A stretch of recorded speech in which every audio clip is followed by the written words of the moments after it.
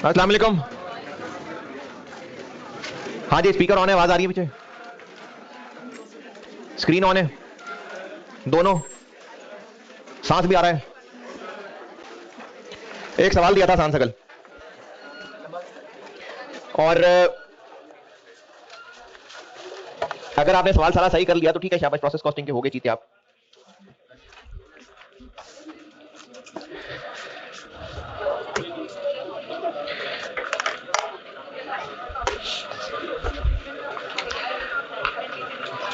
Department A में मसला होता है क्वांटिटी स्केड्यूल में।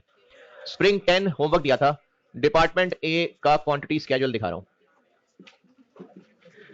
ओपनिंग 64500, इनपुट 6 लाख, क्लोजिंग 24,000,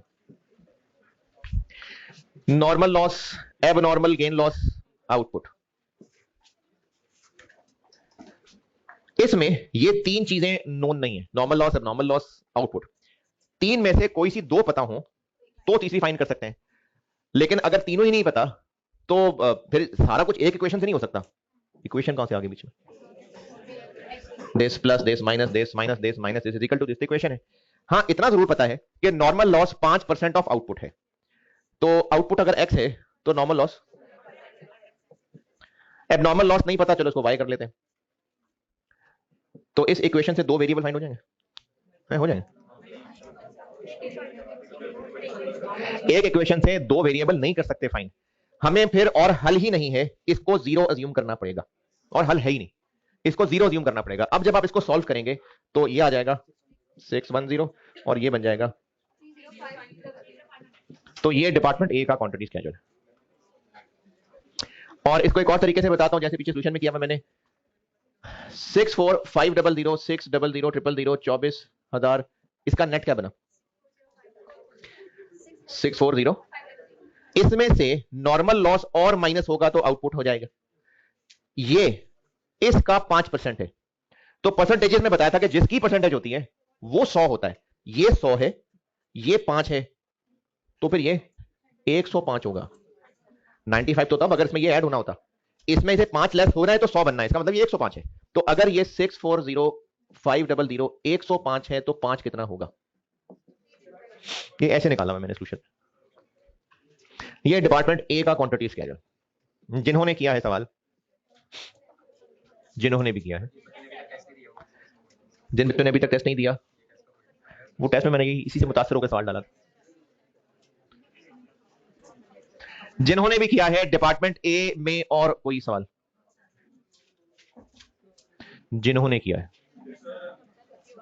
किन्होंने किया है, ठीक।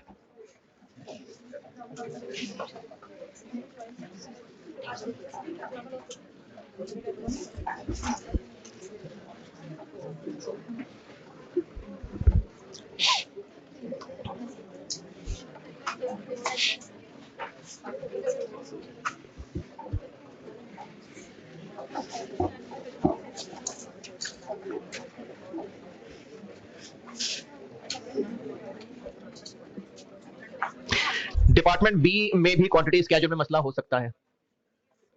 ओपनिंग 40,000, ट्रांसफर इन, अब वो ये वाला है 610, new material, closing work in process 50,000। जी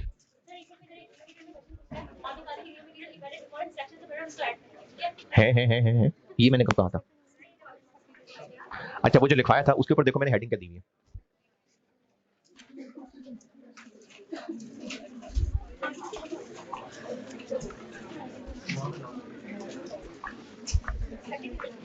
वो मैंने इंस्पेक्टेड यूनिट्स निकालने बताए थे। क्वांटिटी स्केड्यूल में तो सारा कुछ आना है, क्वांटिटी स्केड्यूल में तो सारे यूनिट्स लिखने हैं। क्वांटिटी स्केड्यूल का तो मकसद यही है कि सारी क्वांटिटीज लिखें ताकि पता चले कि हमें सब कुछ पता है कि नहीं पता। वो तो इंस्पेक्टेड यूनिट्स कैलकुलेट करने का कहा था कि नया मटेरियल तब ऐड करना है अगर वो इंस्पेक्शन से पहले आया है, तो वो इंस्पेक्टेड यूनिट्स में कहा था।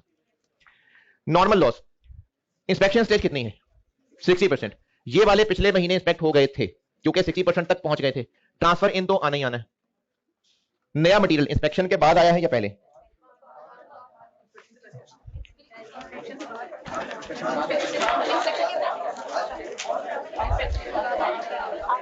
Is added just after inspection, तो ये इंस्पेक्टेड यूनिट्स में नहीं आएगा। ये कितने परसेंट है? इसका मतलब ये भी इंस्पेक्शन क्रॉस कर गए तो उनको माइनस नहीं करेंगे, तो बस यही इंस्पेक्टेड यूनिट्स है। नॉर्मल लॉस हो जाएगा इसका 10%, और एक्चुअल लॉस इससे 10% हायर है, तो वो जो हायर है वही अब नॉर्मल लॉस है।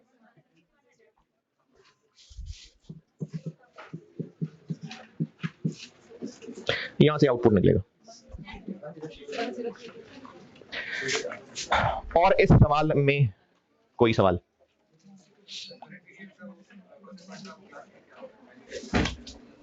वो तो वही जो फार्मूले से बताया था, ये लॉसेस बिफोर न्यू मटेरियल वाला सवाल है ना? क्या जी?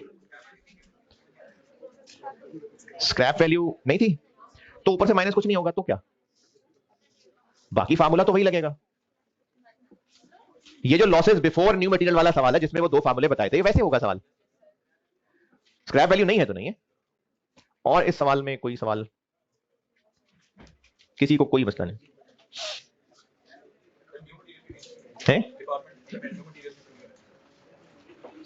न्यू मटेरियल के यूनिट्स क्यों नहीं है? कहां नहीं ऐड किए? क्या करने के लिए?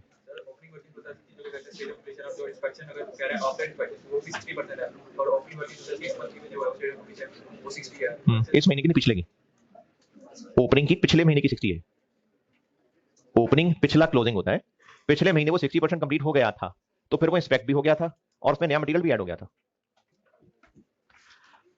और इस सवाल में सवाल जी,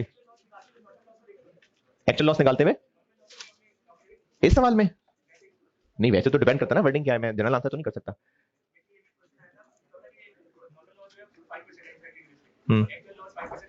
ठीक है,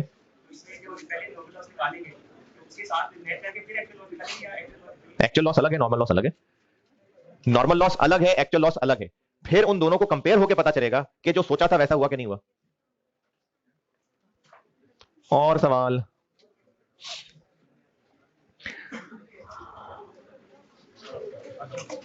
अच्छा, वैसे तो चले थोड़ी थोड़ी नसीहतें कर ही रहा हूं कभी ना कभी। अब ये खास वैसे तो ऑनलाइन वालों के लिए, लेकिन जनरली सबके लिए,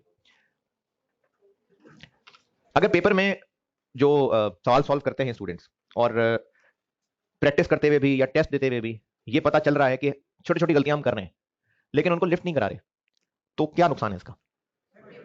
है? नंबर कटेंगे ना, बिला वजह नंबर कटेंगे। छोटी छोटी गलतियां लिफ्ट ही नहीं करा रहे, तो उससे नुकसान ये हो सकता है कि जो पेपर मुश्किल में बड़ी मेहनत करके 50+ लेने थे, छोटी छोटी गलतियां करने की आदत थी, तो उनकी वजह से इजी मार्क्स लूज करके वो 50 से नीचे गिर जाएगा। और चूंकि छोटी छोटी गलतियां थी तो बॉदर ही नहीं करते थे। ऐसे ही ना जिंदगी के अंदर काफी सारे ऐसे बजाहिर छोटे छोटे खराबियां, गुनाह होते हैं जिनको हम लिफ्ट नहीं करवा रहे होते और उनको छोटा हम समझ रहे होते हैं, असल वो छोटे होते नहीं है। जो मोमिन है ना वो झूठ नहीं बोल सकता। झूठ बहुत बड़ा गुनाह, बहुत बड़ा, और इतना बड़ा गुनाह है कि इसको उम्मुल खबाइस भी कह सकते हैं। क्योंकि एक बच्चे ने अगर माँ बाप से झूठ बोल दिया तो झूठ क्यों बोला उसने? किस बात से बचने के लिए? किस बात पे डांट पड़नी थी? कोई गड़बड़ की थी। अब झूठ बोलने से क्या हुआ? बच गया। अरे ये तो बड़ा मजे का काम था, ये तो हुआ ही कुछ नहीं। तो अब क्या होगा? वो दोबारा गंदे काम करेगा और गंदे कामों का लेवल रुकता नहीं है। ये हो नहीं सकता, फितरत ही नहीं है इंसान की। अपनी जिंदगी के गंदे काम आप याद करके देख लें, ये हो नहीं सकता कि गंदे कामों में आपने, अनलेस कि आप मैक्सिमम तक ना टच कर गए हो, जिंदगी में सारे गंदे काम रिकॉल करके देख लें, ये हो नहीं सकता कि आपने जिन गंदे कामों में हाथ डाला है उस पर फिर तरक्की नहीं की। ये हो नहीं सकता, उससे ऊपर ही जाते हैं और अच्छे कामों में नीचे नीचे ही आते हैं वैसे। तो अब जो झूठ बोलता है, उससे झूठ बोलने से क्या होता है कि उसके लिए अगली बुराइयां करनी आसान हो जाती हैं। कुछ जिंदगी के इतने कॉमन झूठ बन चुके हुए हैं, हाँ मैं पहुंच रहा हूं, मैं रास्ते में हूं। हालांकि अगर कह देता कि मैं भी निकलने वाला हूं तो कोई हर्ज नहीं थी, लेकिन आदतन बस मैं पहुंच गया, बस 5 मिनट पहुंचा, ये सिग्नल पे खड़ा हूं मैं। और इसी तरह से कोई काम, हाँ जी ये तो 2 दिन में काम हो जाएगा, नहीं हो सकता 2 दिन में, बताइए 8 दिन दे, ना कहें 2 दिन। ये इतना ज्यादा राजपथ गया हुआ है कि हम इसको छोटी बात समझते हैं और उससे क्या होता है कि कल को खराबियां बढ़ जाती है। ये ऑनलाइन वाले बच्चों ने एक फनकारी है की कि, और ये फनकारी का आपको पता नहीं आपको क्या लग रहा है, इसका क्या फायदा है। गुना तो चलो एक अलग लिस्ट है ना, सारा आप अकाउंटिंग पढ़ाएं, आप बातें छोड़ें, चलो गुना तो एक अलग लिस्ट है, लेकिन इससे फायदा क्या हुआ? आप लोगों को टेस्ट, जो सामने बच्चे बैठे फिजिकल, ये तो टेस्ट रूम में आके टेस्ट दे देते हैं। ये जो रिकॉर्डिंग वाले बच्चे हैं इनको टेस्ट अपलोड हो जाता है, ये वहां से पेपर सॉल्व करके उसकी पिक्चर अपलोड कर देते हैं। अब टेस्ट हुआ 2-3 दिन बाद सोल्यूशन भी अपलोड हो गया। तो अब इतने मासूम लोग कि किसी ने कुछ कहना भी नहीं है अगर आपने टेस्ट नहीं दिया तो, पास नहीं किया तो कोई मसला नहीं है। सवाल सामने रखा, सॉल्यूशन सामने रखा, देख देख के सारा सॉल्यूशन कर दिया और वो अपलोड कर दिया, पूरे पूरे नंबर। क्या हासिल हुआ इस, मतलब क्या फायदा हो? ये जो रिकॉर्डिंग वाले चीते चीतियां बैठे हुए हैं, क्या हासिल हुआ आपको? सेटिस्फेक्शन। अब ये सेटिस्फेक्शन सारी की सारी बराबर हो जाएगी जब पेपर में फेल होंगे। तो इसलिए एक तो इससे आपको खराबी तो आई, झूठ बोल रहे हैं ना, तो झूठ है। अच्छा, झूठ से याद आया, ये आजकल, चूंकि आजकल नहीं काफी अरसे से, ये जो आप पढ़ने लिखने वाले बच्चे बन जाते हैं ना, तो कुछ कमाने का शौक होता है, तो वो जो फ्रीलांसिंग और है ना, उसमें भी बच्चे पढ़ जाते हैं। क्या हुआ? कॉल सेंटर तो चले डिफरेंट सर्विस है, लेकिन उस फ्रीलांसिंग में एक बहुत ज्यादा काम सेल क्या होता है कि वो कुछ असाइनमेंट्स बना के दे रहे होते हैं। हाँ, अब वो जो असाइनमेंट्स बना के दे रहे होते हैं, तो बनाने वाले को क्या कि जी मुझे तो पैसे मिल रहे हैं, मैं तो मेहनत कर रहा हूं, लेकिन असाइनमेंट किसकी सॉल्व करके दे रहे हैं? किसी स्टूडेंट्स को। अच्छा, वो स्टूडेंट्स क्या कहेंगे आगे कि हमने बनाई है। तो आप जो बच्चे काम करते हैं इतने बेवकूफ तो है नहीं कि इस पे जरा से भी अकल लगाते तो उनको समझ नहीं आती कि असाइनमेंट कोई क्यों बनवा रहा है। आप बेशक मेहनत करके पैसे ले रहे हैं, लेकिन आप किसी के झूठ का हिस्सा बन रहे हैं। तो जब आप हुई किसी के झूठ का हिस्सा बन रहे हैं, तो फिर आप उसके गुनाह के शरीक हो रहे हैं। तो इसलिए ना इन छोटी छोटी बातों पे नहीं, छोटी बातें नहीं, सॉरी, ये वो बातें हैं। मुझे कल भी एक बच्चा बता रहा था कि बल्कि उस बच्चे ने कहा था क्लास में कभी इस पे बात करिएगा। अभी तो खैर मैंने 1.5 सवाल कराना है, तो अभी तो इसमें बात नहीं करूंगा, सिर्फ छेड़ देता हूं कि बात क्या थी। कि काफी सारे बच्चे आपस में डिस्कशन जब भी हो रही होती है, तो एक ईमान ये बन गया हुआ है कि पैसे से ही काम बनने हैं, तो हलाल हराम मैटर नहीं करता। ये मेरा ख्याल इसी क्लास के एक बच्चे ने मुझे बात की थी कि आप इस पर जरूर बात करिएगा। हाँ, कॉस्ट में की थी, तो मैं करूंगा, देखूंगा कभी मौका मिला तो बात। कि इतना ज्यादा बिलीफ बन चुका हुआ है कि काम सारे बनने तो पैसे से ही है, जो ख्वाहिशात पूरी होनी है वो पैसे से होनी है। अब जब पैसे से ही होनी है, तो पैसा जैसे मर्जी कमाए, पैसा होना चाहिए, हलाल हराम दकियानूसी चीजें। तो चलो देखेंगे इंशाल्लाह, कभी अगर 1.5 महीने में कुछ ना कुछ को भी छेड़ सका तो बस ये ऑनलाइन वालों से गुजारिश ये करनी थी कि बेटे आप टेस्ट ना दें, लेकिन ये हरकतें ना करें, क्योंकि इससे आप गुनाह तो चलो जो है वो अलग बात है, लेकिन आपने टेस्ट दिया और आपको ये ना चाहते हुए भी खुशी खुशी सी हो रही है कि मैंने तो टेस्ट अच्छा परफॉर्म किया था। फिर जब ये लोग फेल होंगे, और जरूर फेल होंगे, जरूर, जब फेल होंगे तो घर में कहेंगे कि देखें जी मेरे तो टेस्ट में पूरे पूरे नंबर आते थे, ये आई क्या भी पास नहीं करता। फिर आप इसको जस्टिफिकेशन बनाएंगे। फिर जब 4 साल गुजर जाएंगे, डिस्कालीफाई हो जाएंगे, तो फिर आप आई कैप के बाहर खुद को आग लगा लेंगे कि देखो जी डिस्कालीफाई होगा, हमारी जिंदगी खराब होगा। तो मेरे बच्चों आप ना दें टेस्ट, ना दें टेस्ट, ऐश करें। है जी, अरे रिस्ट्रिक्शन जो लगी है वो पास होने पे थोड़ी लगी है। ब्लैंक टेस्ट दे दो भाई। अगर नहीं आप टेस्ट देने में खुश, तो ना दें, ब्लैंक टेस्ट अपलोड कर दें, हट जाएगी रिस्ट्रिक्शन। जुगाड़ बता दी सर ने। एक सवाल पढ़ ले मैं करता हूं बोर्ड पे, बल्कि पूरा नहीं करूंगा उसको, उस आसान लेवल तक आगे छोड़ दूंगा जो आप पिछले 15 दिन से करते आ रहे हैं। सवाल पढ़ लें ऑटम 14। और ये पिछले जुम्मे का एक्सपीरियंस मुझे बड़ा जबरदस्त रियलाइज हुआ। मैं अभी 20-20 मिनट पहले क्लास छोड़ दिया करता था, मसला ही कोई नहीं है, 1 बजे छोड़ा करूंगा। जी जी बिल्कुल बिल्कुल, ये है। नहीं तो आपको कौन जबरदस्ती कह रहा है 1 बजे वाली पढ़े? इधर मिल में पढ़े 1:15 बजे वाली। कहां? बिल्कुल जगह होती है, जब जाएंगे तो जगह मिलेगी ना, बिल्कुल होती है जगह। और जिनको वजू का मसला है, तो इतनी उम्र तो आपकी है नहीं कि बैठे बैठे वजू टूट जाता हो, तो आप क्लास से पहले वजू करके आया करें। नहीं खैर बीमारियां हो भी सकती हैं, वजू करके बैठा करें पहले। जी जी, है जी, समझ नहीं आई। इसके बाद लेक्चर होता है? कौन सा? कितने बजे? 1:15 बजे। तो उनको कहें ना कि जुम्मे की ब्रेक दें, मैं ही दूंगा सारी ब्रेकें। नहीं भाई, मैंने ही थोड़ी देनी है सारी ब्रेकें, उनसे कहें ना कि ब्रेक दें 15 मिनट। ऑटम 14, अबाबिल फूड्स। कहां होता है लेक्चर? कितने बजे? लो यार, अच्छा साहब मेरे ख्याल है मिल वाली मस्जिद में नमाज पढ़ते हैं।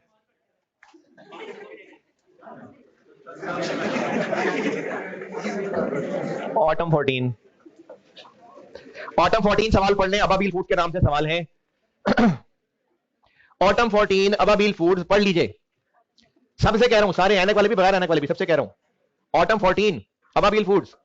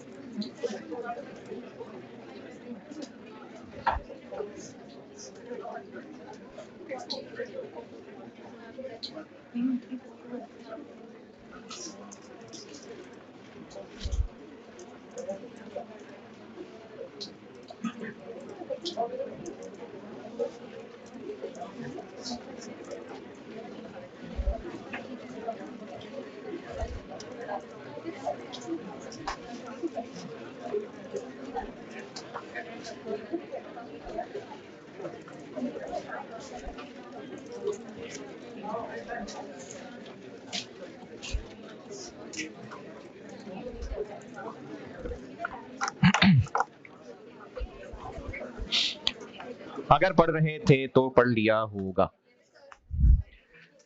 प्रोसेस अकाउंट रिक्वायर्ड है, प्रोसेस अकाउंट, और जिस डिपार्टमेंट का रिक्वायर्ड है वो कुकिंग प्रोसेस है। अच्छा, सवाल पूरा करके मैं वजह बताता हूं। अभी जब तक सवाल नहीं करता ना तो ये 440,000 को इग्नोर कर देना, काट नहीं देनी लाइन, लेकिन इसको इग्नोर करें। ये जो वेट आफ्टर कुकिंग है ना 440, इसको इग्नोर करके करते हैं सवाल। सवाल पूरा कर लो फिर बताता हूं कि वो क्यों लिखा हुआ है और इसको इग्नोर करके क्यों काम चल रहा है।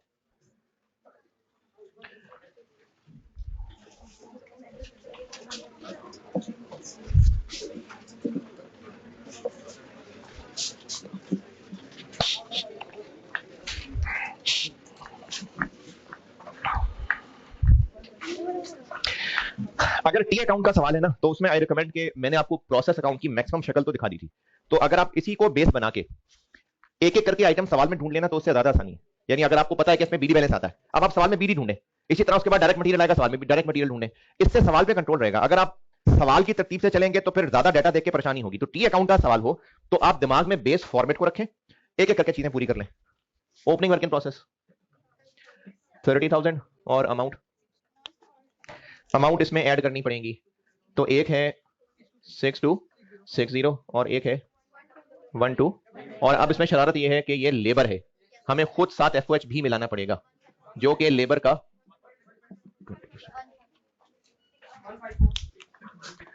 नहीं यार 994 और डेबिट साइड पे डायरेक्ट मटेरियल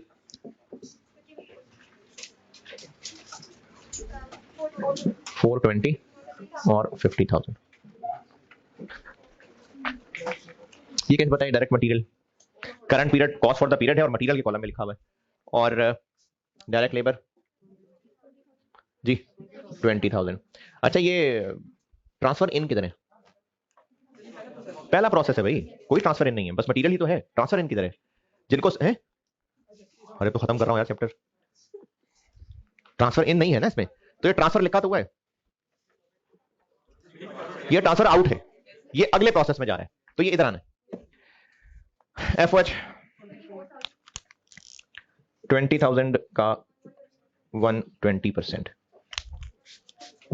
24,000, और इधर आता है नॉर्मल गेन, पता नहीं है छोड़ देते हैं लाइन। इधर आता है ट्रांसफर आउट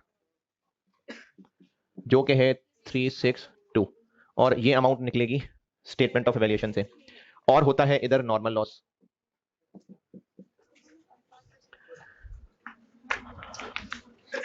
नॉर्मल लॉस की यहां क्या वैल्यू आती है? Scrap value. अब चूंकि यहां पर स्क्रैप वैल्यू आती है तो अब सवाल में नॉर्मल लॉस तोड़ना पड़ेगा, क्योंकि नॉर्मल लॉस दो तरह का है। एक वेट लॉस है, चूंकि गोश्त है उसमें पानी तो होता है गोश्त के अंदर, तो जब उसको कुक करेंगे तो उसका वेट लॉस होगा। उसके अलावा नगेट्स सड़ भी जाएंगे, रिजेक्ट हो जाएंगे। तो नॉर्मल लॉस भी दो तरह के हैं। स्क्रैप वैल्यू किसकी है? रिजेक्शन वाले की। तो हमें नॉर्मल लॉस यहां तोड़ना पड़ेगा, क्योंकि स्क्रैप वैल्यू दोनों की नहीं है, एक की है। वेट लॉस और रिजेक्शन, ये तोड़ इसलिए रहे हैं कि जो वेट लॉस के किलो होंगे उसके आगे ₹0, जो रिजेक्शन के किलोज होंगे उसके आगे स्क्रैप वैल्यू आएंगे, इसलिए दो में तोड़ा है। नॉर्मल लॉस निकालते हैं, कितने परसेंट है? 5 है, लेकिन वो 2 और 3 है। इंस्पेक्शन स्टेज कितनी? ओपनिंग वाले इंस्पेक्ट हो गए थे या अब हुए? अब हुए हैं, तो अब हुए ना इंस्पेक्ट, और इनपुट तो आएगा ही आएगा। क्लोजिंग इंस्पेक्ट हो गए या भी होने हैं? होने हैं। तो इंस्पेक्टेड यूनिट्स आ गए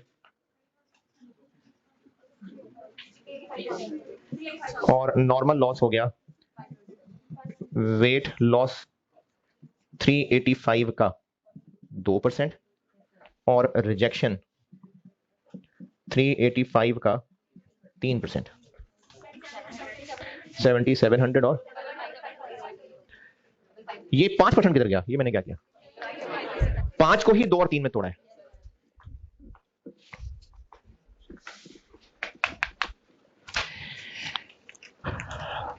अच्छा, हो सकता है कोई मासूम बच्चे को लग रहा हो, शर्मा शर्मी पूछ ना रहा हो, 385,000 पे 5% लगाएं, 1925, तो इसका 2% कितना बना,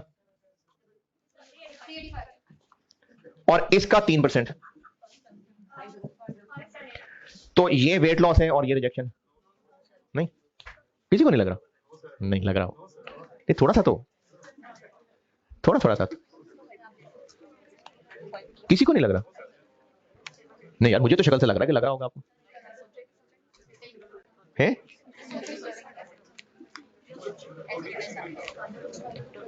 अच्छा चले, हो सकता है कैमरे के पार आवाम, वो भोली सी आवाम जो टेस्ट सोल्यूशन देके सॉल्व कर देते हैं और खुश होते हैं कि ये इसलिए गलत है कि नॉर्मल लॉस अगर 19,000 किलो है, 385 वेट लॉस, 577 किलो रिजेक्शन, तो बाकी 18,000 किलो क्या है भाई? 19,000 किलो लॉस है, तो अगर इतना वेट लॉस है, सिर्फ 300 कुछ किलो, इतना रिजेक्शन है, तो 1000 भी नहीं बन रहा, तो बाकी 18,000 का क्या? तो इसलिए ये जो 2 और 3 है ना, ये असल में 5 को तोड़ के 2 और 3 का है। ये 5, 2 और 3, ये उस तरह से 2 और 3 में तोड़ा हुआ है, तो इसलिए 5% नहीं लगाना, 2 और 3 लगाना। ये दोनों किलोज आ जाएंगे इधर,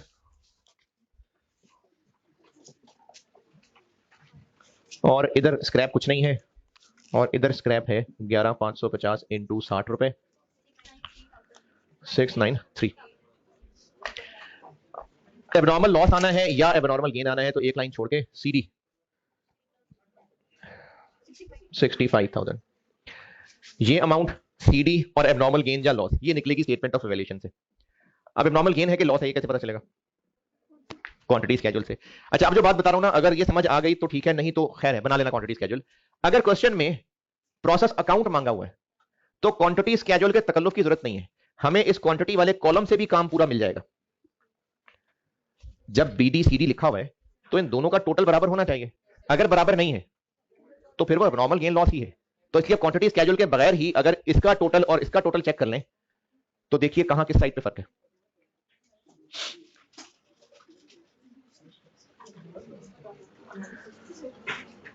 अच्छा, जो मासूम बच्चे सोच रहे हैं कि इसका टोटल करना है, किसका टोटल करना है, ये क्वांटिटी की बात है। क्वांटिटी किस साइड पे? इसका मतलब है कि एबनॉर्मल लॉस है।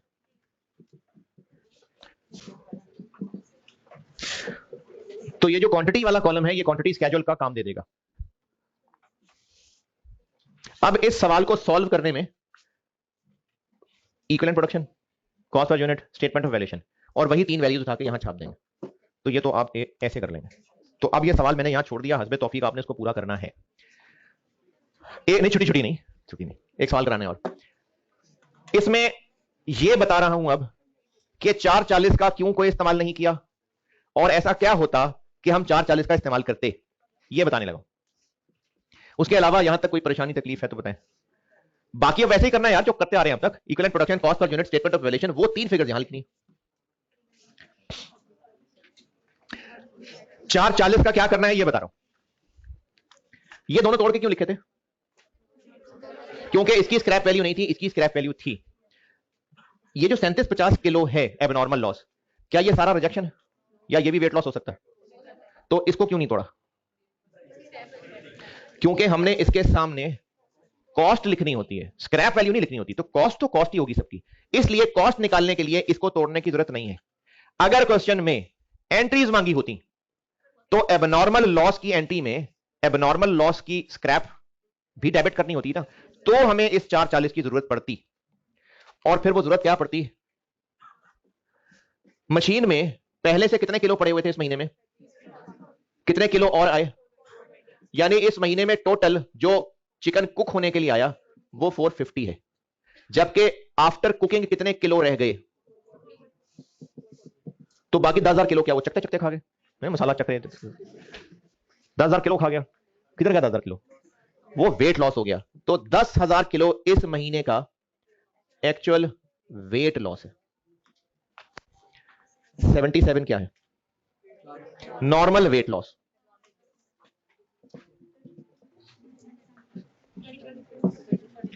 ये आ गया एब नॉर्मल वेट लॉस।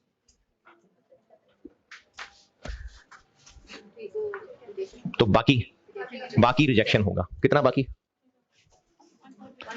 1450। तो इस 3750 का ब्रेकअप ये हुआ कि इतना इसमें रिजेक्शन वेट लॉस है और बाकी 1450 रिजेक्शन है।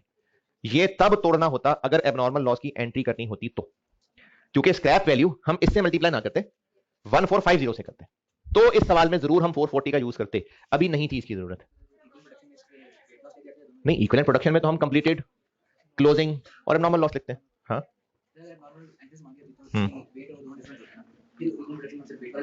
नहीं, इक्विवेलेंट प्रोडक्शन में तो हमने सारा एबनॉर्मल लॉस लिखना होता है, क्योंकि इन पे भी कॉस्ट तो इनकर हुई है ना, तो इसलिए वो तो सारा ही लिखना है। सिर्फ एंट्री में स्क्रैप वैल्यू मल्टीप्लाई होनी होती है जितने किलो रिजेक्शन में गए हैं, तो हमें ये तोड़ना पड़ता है जी। अच्छा, अगर इसको लिखना है किसी ने तो सिर्फ ये 6-7 लाइनें लिखने की बजाय वो कहानी भी लिखना कि ये क्या करते, क्या होता तो क्या करते, अब क्या करें, हो अच्छा, ये भी सब लिखना।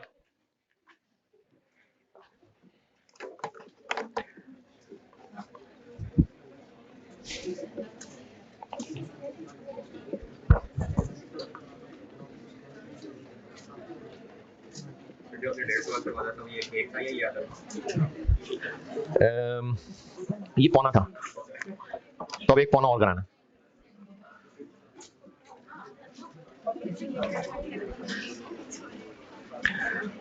अगला सवाल पढ़े हैं?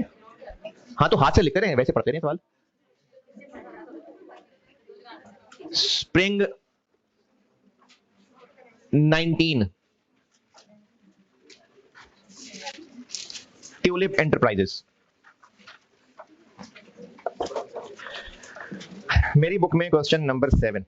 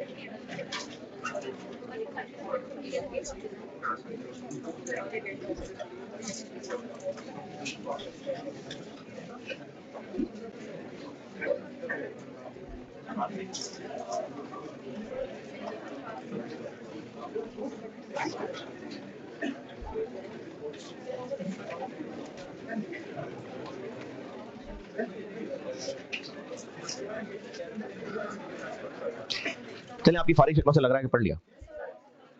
पढ़ ले। क्वेश्चन कौन सा है? Spring 19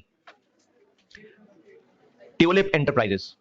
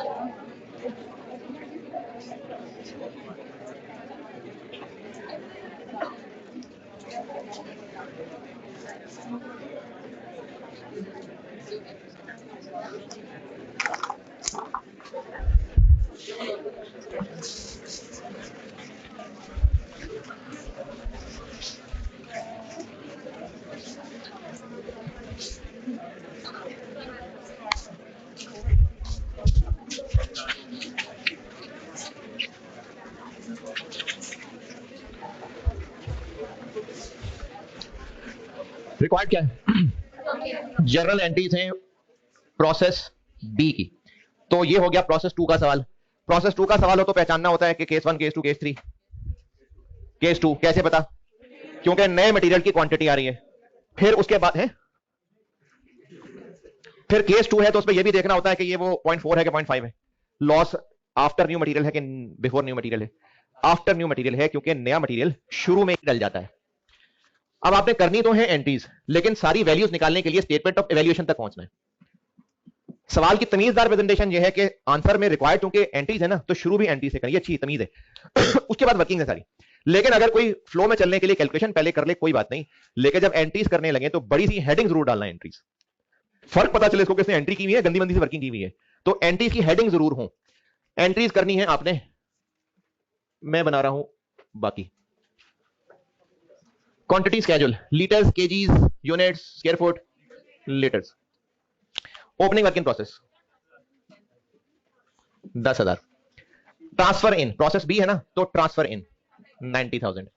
new material 12,000। Closing work in process 9,500। Normal loss, inspection stage 100% है, तो 100% है, तो इसका मतलब है कि ये भी अब इंस्पेक्ट हुआ, ये भी इंस्पेक्ट हुआ, ये भी इंस्पेक्ट हुआ, ये नहीं हुआ तो माइनस। तो अगर आप वर्किंग 1 की जगह बचाना चाहें ना और इसी का टोटल कर दें तो इंस्पेक्टेड यूनिट्स ही आ जाएंगे। लेकिन क्या हर दफा ऐसा ही हुआ करेगा? नहीं, ये तो नजर आ रहा था कि यही इंस्पेक्टेड यूनिट्स हैं, तो मैंने अलग से दोबारा लिखने की बजाय इसी का टोटल कर लिया। और नॉर्मल लॉस लग जाएगा इस पे 5%, 25। एब नॉर्मल लॉस या गेन अगर क्लिक कर गए तो 1 मिनट की बात है, सब लोग करें ट्राई, शाबाश सारे लोग। नोट करने वाले इसको छोड़ें, नोट करना, पॉइंट 2 पढ़ें और एक्चुअल लॉस निकालें, एबनॉर्मल लॉस निकालें। जो लॉस आपको पास्ट टेंस करके दिया हुआ है वो एक्चुअल होगा ना, है ना, कि इतना फलाना वाज लॉस्ट, रिजेक्टेड, तो ये एक्चुअल है। तो पॉइंट 2 पे गौर करें और एबनॉर्मल लॉस या गेन करें, शाबाश सारे कैलकुलेट, जो समझ आ रहा करें। यहां मैंने क्वांटिटी स्केड्यूल में एल एजी कितना लिखना है ये आपको कहा है, करिए कैलकुलेट जी।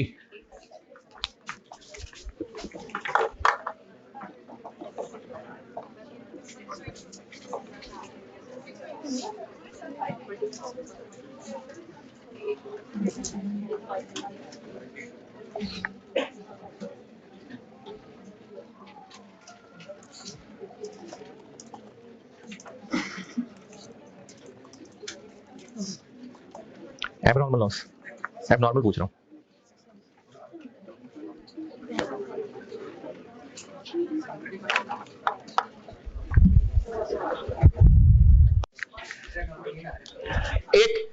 एक किलो दूध से 1 किलो खोया बन जाएगा।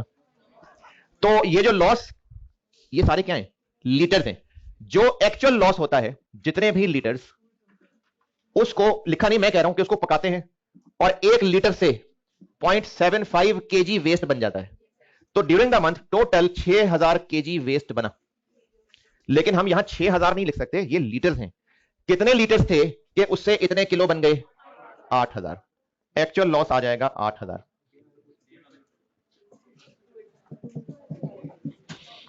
8,000 लीटर्स। तो एब नॉर्मल लॉस आ जाएगा 8,000 minus 5125, 2875।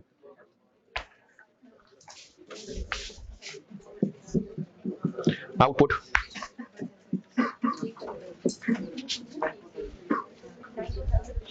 94,500।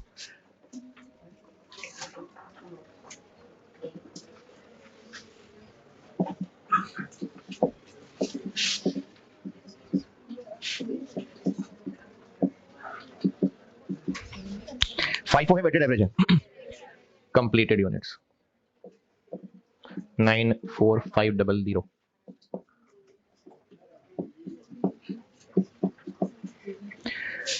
Closing work in process 9,500। Process ए में आएंगे ही आएंगे। नया मटेरियल इन पे लग चुका, नया मटेरियल इन पे लग चुका, हाँ क्योंकि वो तो शुरू में ही लग जाता है, लग गया। और कन्वर्जन 70। तो 9500 abnormal loss. Stage of inspection कितनी? 100%। तो ये तो फिर 100% ही है, तो 3 लाइनें लिखूं अलग अलग, तो फिर ये है ही 100%। कितने हैं?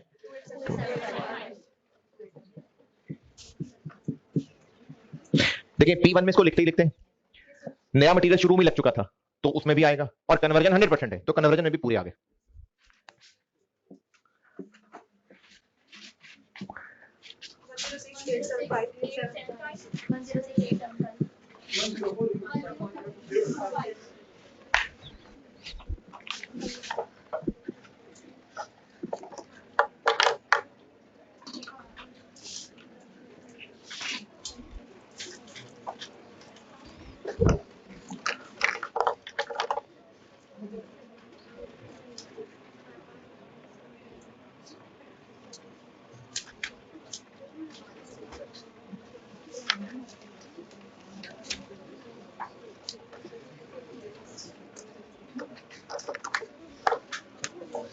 जी व्हाई नॉट है? तो छुट्टी है ना संडे की। मैंने क्या कहा था? मैंने कहा था सैटरडे को रात वाली एक्स्ट्रा क्लास नहीं करूंगा। मैं तो कह रहा हूं अगला सैटरडे ऑन कर रहा हूं, आप छुट्टी में। तो पेपर कितने बजे खत्म हो जाएगा? नहीं, अब सीए करके घर जाना ना।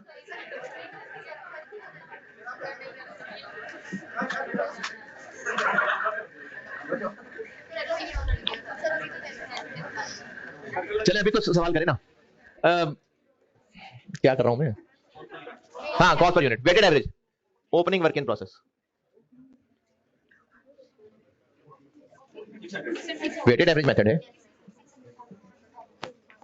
600, 1500 करंट पीरियड। अच्छा, अब ये लॉस बिफोर वाला होता तो फिर वो फॉर्मूला लगाना पड़ता, ये लॉस आफ्टर वाला है तो बस जो फिगर है वही है 14,000। नॉर्मल लॉस 5125 इंटू 150 के 170, 150 के 170, 150 ये स्क्रैप वैल्यू, ये एनआरवी टाइप चीज है, तो बेस खर्च करेंगे तो 170 का बिकेगा, तो 150 ये ठीक होगा। दिस इनटू दिस, ये जो 5125 है ये किलो है, इनटू 150 पर केजी, ये लीटर है, इनटू 150 पर केजी थोड़ी मल्टीप्लाई हो सकता है। देखें 5125 लीटर है और ये 150 रुपीज पर केजी है, तो इससे नहीं हो सकता मल्टीप्लाई। हमें यहां बीच में 0.75 को डालना पड़ेगा,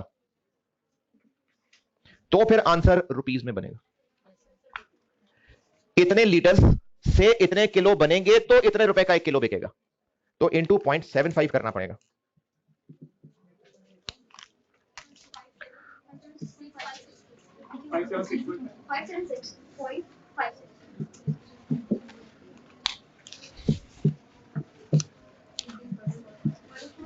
वन 149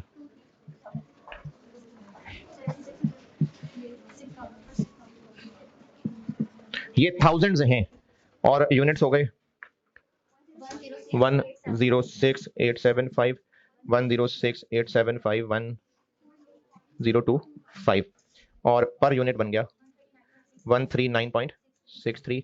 ये 3 जीरो लगेंगे तो ये आएगा।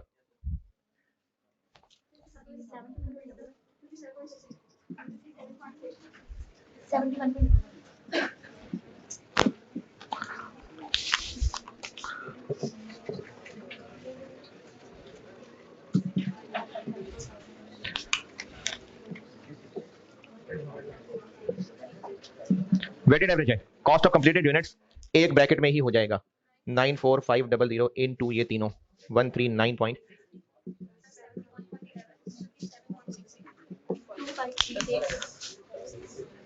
टू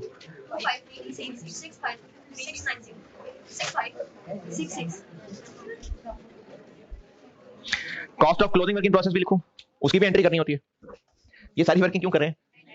तो cost of closing working process भी निकालें, क्लोजिंग वर्किंग प्रोसेस की भी एंट्री करनी होती है। नहीं, तो कॉस्ट ऑफ कंप्लीटेड यूनिट्स की एंट्री है वो लिख ली, और कॉस्ट ऑफ एबनॉर्मल लॉस की भी, तो कॉस्ट ऑफ एबनॉर्मल लॉस आ जाएगा, ये भी एक लाइन में ब्रैकेट में हो जाएगा 2875 इंटू ये तीनों,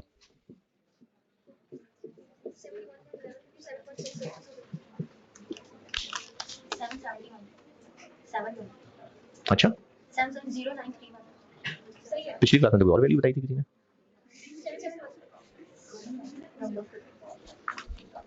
आपसे रिक्वायर्ड है इसकी एंट्रीज, होमवर्क करनी है, करना है। कल की क्लास का फैसला फिर मैं रात को सोच के करूंगा। FAR1 तो है ही है, कल FAR1 है क्योंकि IS40 शायद पूरा ना हो सके आज, वो तो है IS40 FAR1 तो है नहीं एक क्या, हाँ R1 की एक ही होगी। अरे ना आए भाई, ना आए आप लोग, मिलते थोड़ी कर रहा हूं मैं, रिकॉर्डिंग का कुछ सोच लूंगा। ठीक है, अल्लाह हाफिज।